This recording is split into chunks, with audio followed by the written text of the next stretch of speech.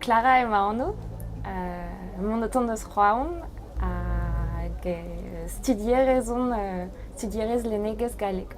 Ar blamañ ma youlvat war festival, a youlvat war ur radio, web radio an vet Vogel lemouet, web radio savet e doar nenez, a etan de e vez skignet traoù war internet, hag ar blamañ evit ar zunvez on eus band FM, de la rede e vez skignet ar pez a reom war a radio. Deuet oan evit chikour a sevel abadennoù e radio a ben fin e meus bet c'hoant d'ober traoù e brezhoneg peogwir e oa pep tra e galek vit poent.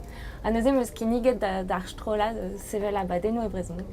Neus ket kalz abadennoù e brezhoneg vit poent, peogwir on an hini neveti hag a ra war dro an abadennoù brezhoneg.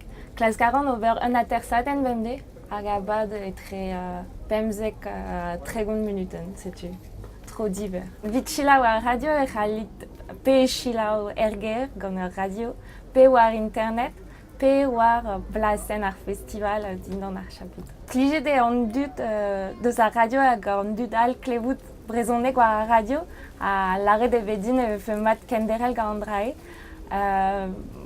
Koulskoude e vel lare din un tamm diez e chom eb kompren a pez vez skignet, peogwir e vez komprenet gant brezhonegerien me ken, me mosema ar festival a zo ar festival gant yezhou a bep sol, an e ket pal biskoet an ol yezhou.